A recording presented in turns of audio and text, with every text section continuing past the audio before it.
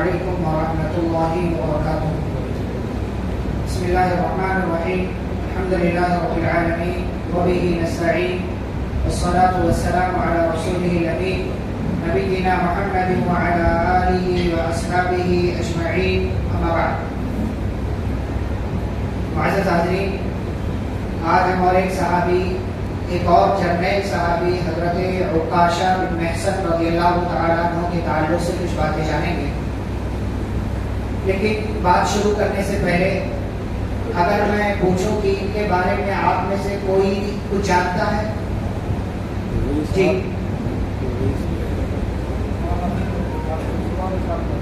جی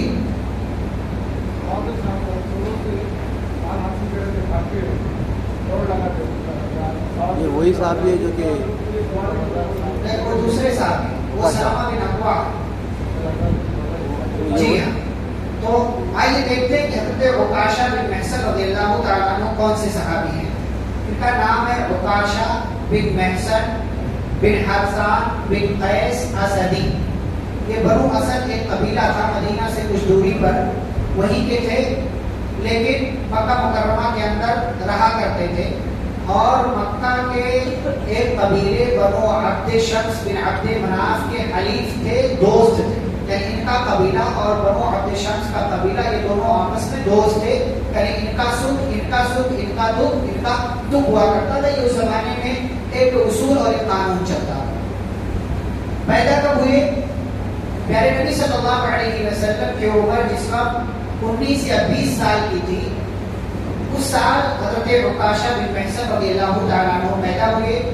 گویا کہ نبی صلی اللہ علیہ وسلم سے 18 یا 19 یا 20 سال چھوٹے تھے. ہجرت سے 33 یا 34 سال پہلے پیدا ہوئے. ان کی ایک بہن تھی ام قیس بنت محصن، وہ بھی صحابیہ ہیں، ان کی سگی بہن تھی. اسلام کب قبول کیا حضرت عکاشہ بن محصن رضی اللہ تعالیٰ عنہ نے؟ مکہ کے اندر ہی اسلام قبول کر چکے تھے، اور بالکل شروع میں جو لوگ مسلمان ہوئے ان کی فہرست میں حضرت عکاشہ بن محصن رضی اللہ تعالیٰ عنہ کا بھی نام آتا ہے، سابقین اولین میں سے. اور پھر جب نبی صلی اللہ علیہ وسلم ہجرت کر کے مدینہ گئے تو یہ بھی ہجرت کر کے مدینہ پہنچ گئے.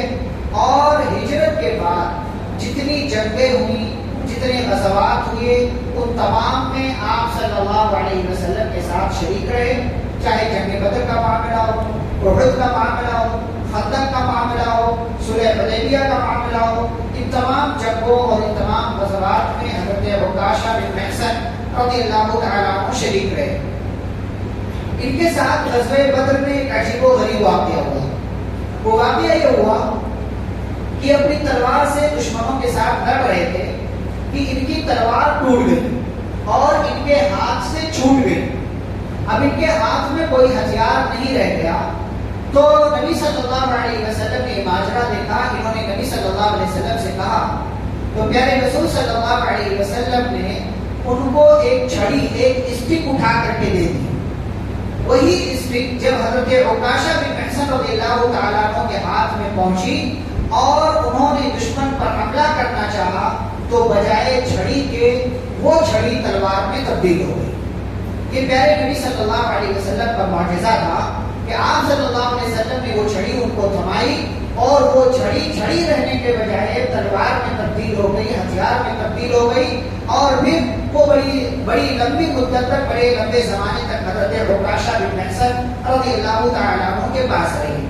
ایسے ہی عکاشہ بن محصن رضی اللہ تعالیٰ عنہ جیسا کہ میں نے کہا سابقین اولین میں سے ہیں اور خوش نصیب لوگوں میں سے ہیں جو بیعت رضوان میں شریک ہوئے.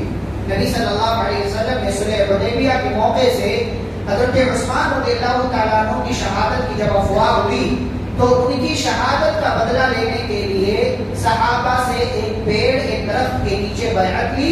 1400 صحابہ کرام جو موجود تھے تمام لوگوں نے بیعت کی کہ ہم عثمان رضی اللہ عنہ کے قتل کا بدلہ لیں گے. انہی میں سے حضرت عکاشہ بن محصن رضی اللہ تعالیٰ عنہ تھے. اللہ نے فرمایا لقد رضی اللہ عن المؤمنین، اللہ ان مومنوں سے، ان صحابہ سے راضی ہو گیا اذ یبایعونک تحت الشجرہ، جب یہ لوگ آپ سے ایک درخت کے نیچے بیعت کر رہے تھے. تو بیعت رضوان میں شریک تھے اور اللہ رب العالمین ان سے راضی ہو گیا۔ 6 ہجری میں آپ صلی اللہ علیہ وسلم نے 40 صحابہ کو بھیج کر ایک دستہ، ایک سریہ روانہ کیا، اور اس سریے کا، اس چھوٹے سے لشکر اور دستے کا امیر حضرت عکاشہ بن محصن رضی اللہ تعالیٰ عنہ کو بنایا۔ کہاں بھیجا تھا؟ مدینہ سے تھوڑی دوری پر ایک علاقہ ہے غبر نام کا، اس غبر نامی علاقے پر حملہ کرنے کے لیے حضرت عکاشہ رضی اللہ تعالیٰ عنہ صحابہ کو لے کر کے پہنچے اور یہ بارگی دشمن کے علاقے پر حملہ کر دیا۔ دشمن کو نہ اس کی خبر ہوئی، نہ وہاں کے لوگوں کو اس بارے میں کوئی اطلاع ملی۔ اچانک حملہ دیکھ کر سارے لوگ بوگلا گئے اور اپنا علاقہ چھوڑ کر بھاگ گئے۔ نتیجہ یہ ہوا کہ حضرت عکاشہ رضی اللہ تعالیٰ عنہ کامیاب ہوئے اور 200 اونٹ اور بہت ساری بکریوں کے ساتھ واپس مدینہ پہنچے۔ آپ صلی اللہ علیہ وسلم کو فتح کی خوشخبری سنائی۔ آپ صلی اللہ علیہ وسلم بڑے خوش ہوئے اور حضرت عکاشہ رضی اللہ تعالیٰ عنہ کو دعائیں دی۔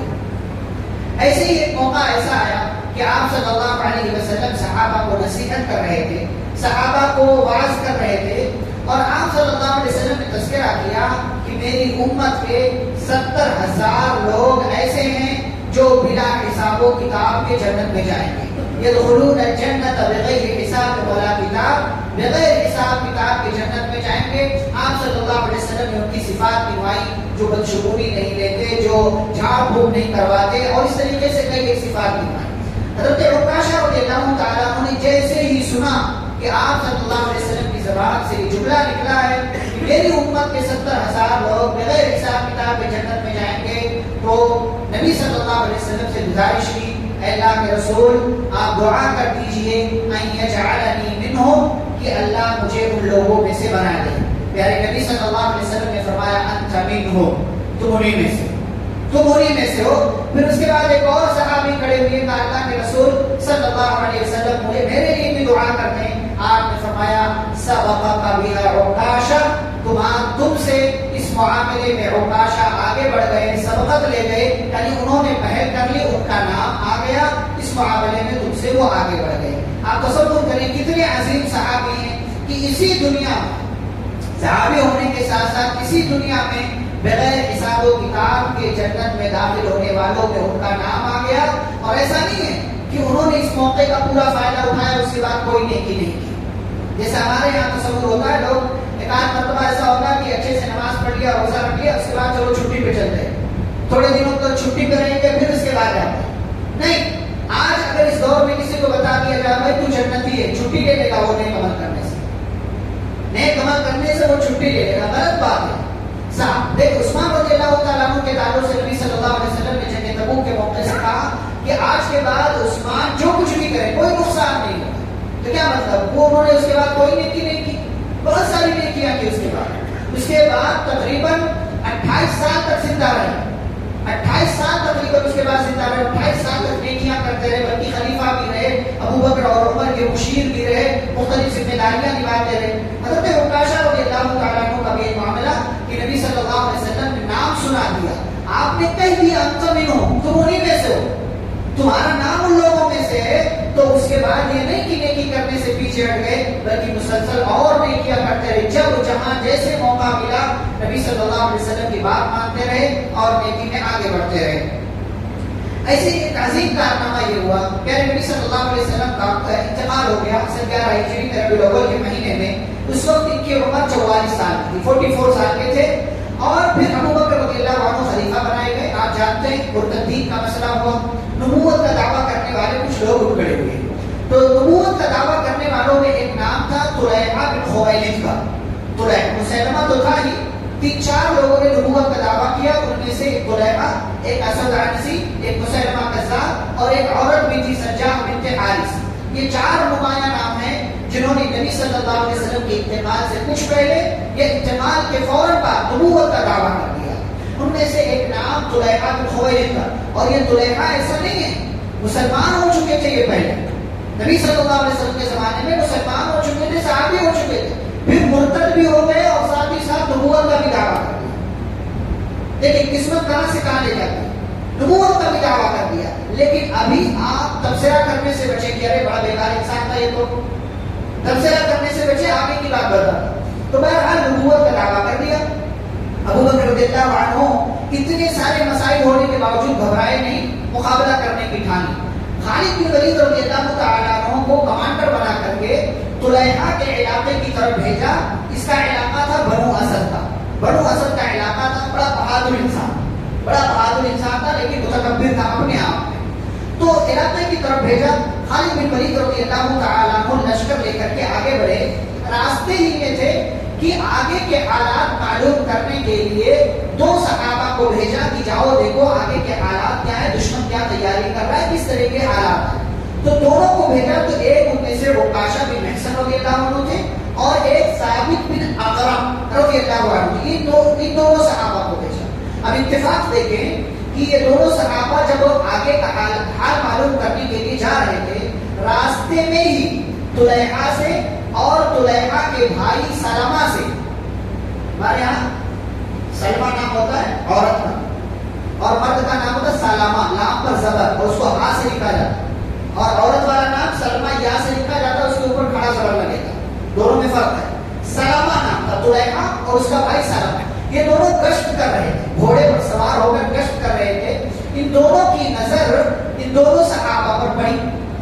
تو ان دونوں نے یعنی طلیحہ نے اور اس کے بھائی سلمہ نے حملہ کر دیا عکاشہ اور ثابت رضی اللہ عنہما پر.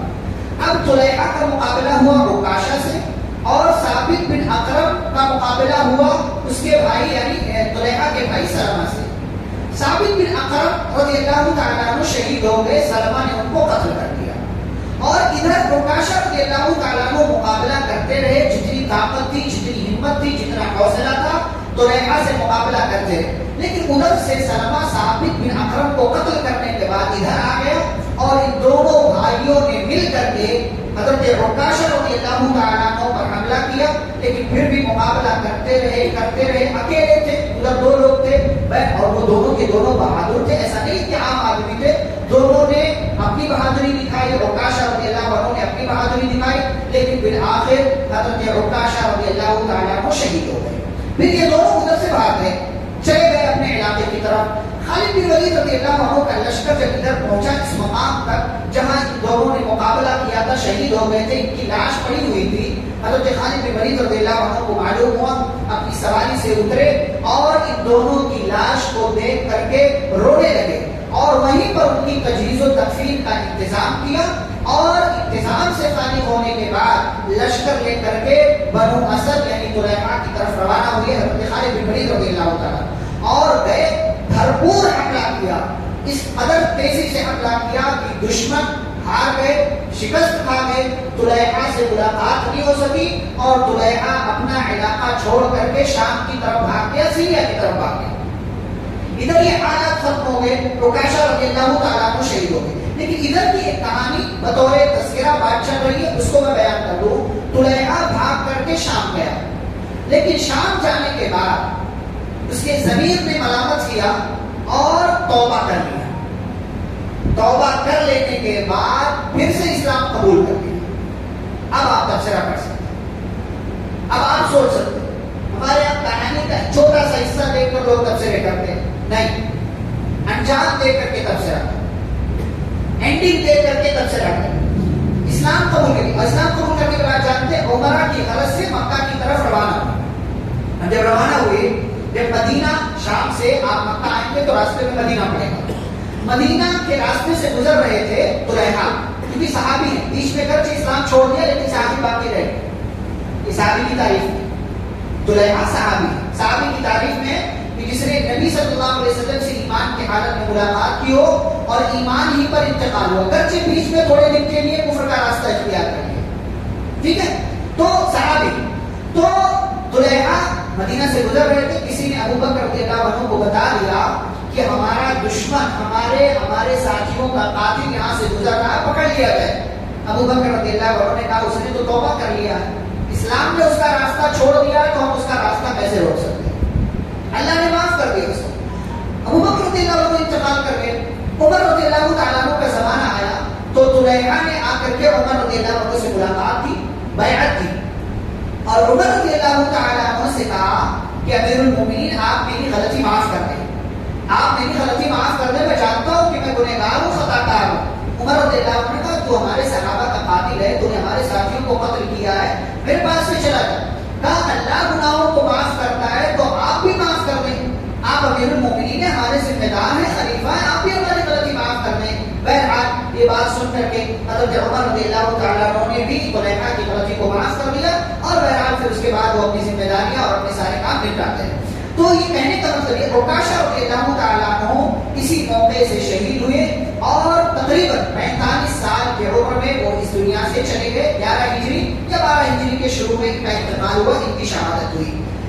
عکاشہ رضی اللہ تعالیٰ عنہ کی فضیلت کیا ہے، مقام کیا ہے، آپ جانیں اختصار کے ساتھ میں 5 چیزیں آپ کے سامنے ذکر کروں۔ نمبر 1، بدری صحابی ہیں، جنگ بدر میں شریک ہوئے، اور جنگ بدر میں شریک ہونے والے تمام صحابہ کی مغفرت اللہ نے کر، بدری صحابی۔ نمبر 2 کہ سابقین اولین میں سے بالکل شروع میں جن لوگوں نے اسلام قبول کیا ان لوگوں میں سے، ان کی بھی اپنی فضیلت ہے۔ نمبر 3 بیعت رضوان میں یعنی صلح حدیبیہ میں شریک ہوئے، ان کی بھی مغفرت کا اعلان ہے۔ نمبر 4 بلا حساب و کتاب جنت میں داخل ہونے والے صحابی ہیں، یہ اپنی فضیلت ہے۔ اور نمبر 5 یہ کہ انہی کے ذریعے پیارے نبی صلی اللہ علیہ وسلم نے کے ہاتھ سے اللہ نے ایک معجزہ دکھایا، اور وہ یہ کہ چھڑی تلوار بن گئی، اور عکاشہ بن محصن رضی اللہ تعالیٰ عنہ کے پاس وہ تلوار کئی زمانے تک رہی۔ تو یہ مختصر سی زندگی ہے، اور مختصر سے حالات جو یہ معلوم ہوتے ہیں سیرت کی کتابوں سے۔ ان کی زندگی کے حوالے سے بہت زیادہ تفصیلات نہیں ہیں، جو تفصیلات ہیں وہ میں نے آپ کے سامنے رکھ دیا، یہیں پر ان کی زندگی ختم ہوتی ہے۔ ان کی زندگی سے سبق کیا ملتا ہے، جیسا کہ میں تذکرہ کرتے چلا آ رہا ہوں۔ پہلا سبق یہ ہے کہ خیر کے کاموں میں ہمیں پہل کرنا چاہیے۔ ہمارے یہاں کیا ہوتا ہے، کسی مسجد کا اعلان ہوا، یہ بیٹھے بیٹھے اگر اس مسجد کے لیے اعلان کر دیا جائے تو لوگ چہرہ دیکھیں گے کہ کون پہلے دے رہا، ذمہ دار صاحب دے رہے ہیں کہ نہیں دے رہے، کس کا نام لکھا جا رہا ہے۔ بھائی کوئی دے نہ دے، آپ خیر کے کام میں آگے بڑھو، آپ دوگے آپ کے نام کا گھر بنے گا، ذمہ دار صاحب دیں گے ان کے نام کا گھر بنے گا، میں دوں گا میرے نام کا گھر بنے گا۔ خیر کے کاموں میں ہمیشہ پہل کرو۔ نبی نے کہا 70,000 صحابہ بلا حساب و کتاب جنتی، بنا سوچے سمجھے کہا اللہ کے نبی دعا کر دیجئے میرا نام اس میں سے ہو جائے، دعا کر دیا ہو گئے۔ تو خیر کے کاموں میں پہل کرو۔ نمبر 2 جو بھی موقع ملے اس کو غنیمت سمجھو، جیسے بھی جہاں سے بھی جس بھی طریقے کا خیر کے کام والا موقع مل جائے اس کو غنیمت سمجھو۔ آپ دیکھیں کہ چھوٹی سی زندگی حضرت عکاشہ رضی اللہ تعالیٰ صرف 45 سال کی عمر پائی، لیکن آپ دیکھیں کہ ہر محاذ پر، ہر جنگ میں، ہر کامیابی میں، اور ہر جو ہے کسی بھی موقع سے حضرت عکاشہ رضی اللہ تعالیٰ موجود رہے، تو جو موقع ملا اس کو غنیمت سمجھنا چاہیے۔ ایک تیسری بات یہ کہ ذمہ دار جو بھی آپ کے علاقے کا یا اسی طریقے سے اگر اسلامی حکومت کا خلیفہ ہے، امیر المومنین ہے، جو ذمہ داری آپ دے دے تو امیر کی بات مانے اور اس ذمہ داری کا احساس کر کے اس ذمہ داری کو پوری طریقے سے ادا کریں۔ چوتھی بات یہ کہ دشمنوں کا مقابلہ کریں، ایسا نہیں کہ دشمن سامنے نظر آئے تو آپ جو ہے اس کی طرف ہو جائیں، ارے میں تو آپ میں سے ہوں۔ جو ہے آج ہمارے یہاں کیا ہوتا ہے، تلوے چاٹنے والے لوگ ہوتے ہیں، بھائی جدھر اپنا فائدہ دیکھا سامنے والا اسلام کا دشمن ہے اسے ہاتھ ملا لیتے ہیں، غلط بات ہے، یہ غلط بات ہے۔ دشمنوں کا مقابلہ کرنا چاہیے، چاہے زبان سے، چاہے جو ہے لکھ کر کے، بول کر کے، سپورٹ کر کے، کسی بھی طریقے سے جو بھی دشمن ہے اس سے ہمیں مقابلہ کرنا چاہیے۔